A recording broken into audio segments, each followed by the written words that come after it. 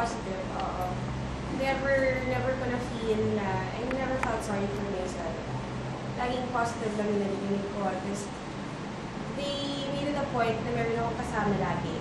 Like, yung mga cousins ko, lagi ko sila kasama. Parang hindi ako nalulungkot. Kasi when I'm alone, that's when I start to think of what happened. So, parang yun, parang preoccupied. Ako yung gumawa ng weight kasi sobrang hindi ako nilabas. So, I started going out. Siguro, with their permission naman. Nung simula. Ginawa ko kasi gradually na mag-let go sila. I wanted to prove them na parang, I wanted to prove to them na I'm not in danger anymore. So, ginawa ko gradual. Noong una lahat, sinasabi ko, ganyan. Tapos, biglang malalaman na lang nila lumalabas na ako hindi paalam. Hanggang sa hindi na talaga ako paalam na okay lang, basta sabihin ko lang na aalis ako. Kasi dati, kung saan ako pupunta, sino kasama ko, anong oras ako alis, anong oras balik, lahat-lahat. Tapos, hanggang sa... After a year. So, parang I wanted to feel normal again. Yeah. So, ginawa ko yun. Parang, hindi ko na sinabi sino kasama ko, saan ako pupunta. Basta, ay, lalabas ako. Ako, I'm surprised that wala akong trauma. Whenever I see a gun, wala, nag-firing pa nga ako eh. I'm not... Pero for the first few months, pag may kumakatok sa door, medyo ano ako ganyan. Pero after nung lumalabas na ako lagi, I interact with people again. Wala. Siguro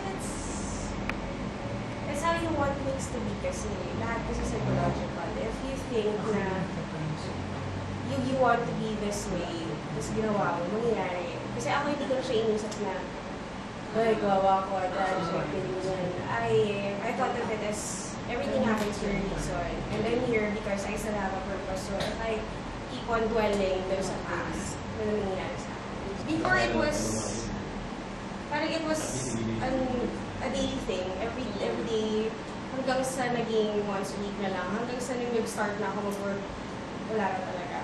Kasi I'm really focused. But I'm doing something kasi nakafocus ako.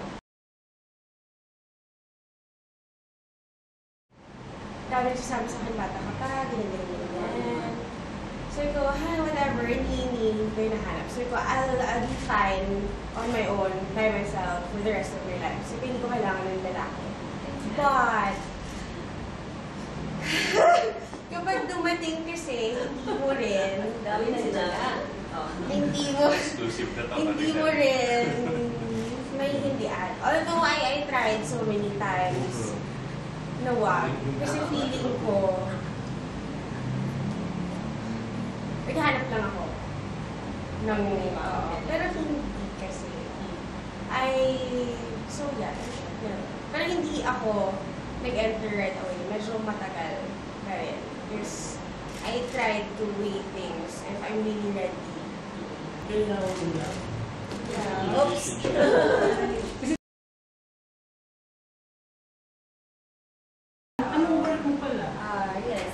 Stigma o trauma. Yun yung gusto nila mawala kasi syempre I will be meeting people. So there are gonna be people na magtatanong about that. And baka bigla akong maapektuhan. I cannot proceed with whatever I should do.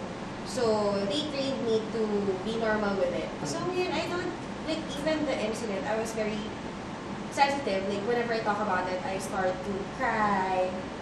Ngayon wala na talaga. Kasama pala sa training. So, hindi ko wonder ako, parang ang dali na sa'yo ngayon. Compared before, like when you guested on Sharon, iyak na yeah. Like pag naaalala ko siya, iyak ako agad. Kahit isang tanong lang about him, marinig ko nga lang yung name yung umiyak na ako. But everything changed nung nag-work. Because when I was training, yun yung isa sa concerns ko. Baka natatakot ako to meet people because of that. But my boss told me, you can actually use it. You're advantage. So, paano? So, yeah, they thought it was oo nga. So, it's not like I'm happy kung ano nangyari sa akin. But, you know, instead of treating that as a negative thing na. So, yeah. It's happening also.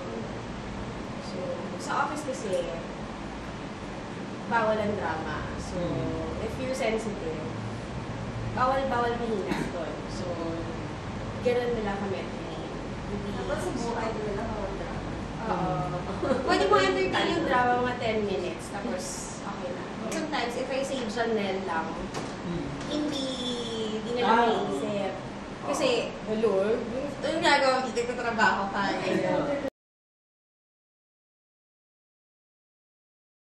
Kung alam ko ano yung role ko, kasi wala namang script talaga nilagay sa akin. So, on the spot lang. So, dun sa akin, nag-explain yung character na si yung Sarah Alonzo, mix of Sarah Geronimo and Bea Alonzo. Where it's been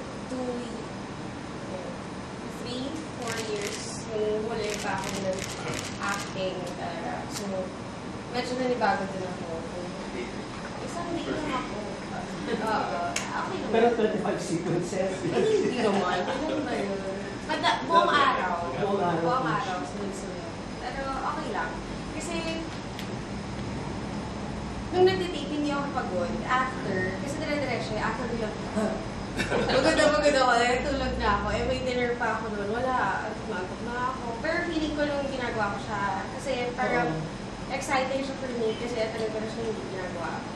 So, parang ang saya lang ng feeling na ginagawa ko. Kasi if you're doing something that you're passionate about, so, passionate. Siguro, basically, nag-mature ako as a person.